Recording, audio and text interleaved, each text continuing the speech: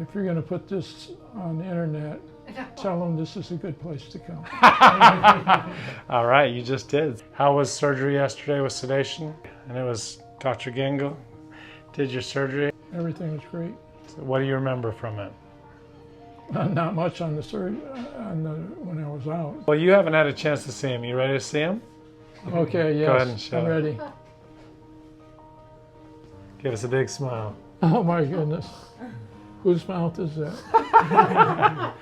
That looks nice, doesn't it? So nice. No more kind of mismatching all the different work that you've had over the years. Trying to piece it all together. You know what I was worried about was I got a terrible crossbite, or I had one. Yeah. I don't now. Isn't that nice? Yeah. You see how they lined up? Yeah, give us a smile. Yeah, so nice. And we'll, you know, these are just the original set, so when we go to the final set, we'll even dial everything in even more.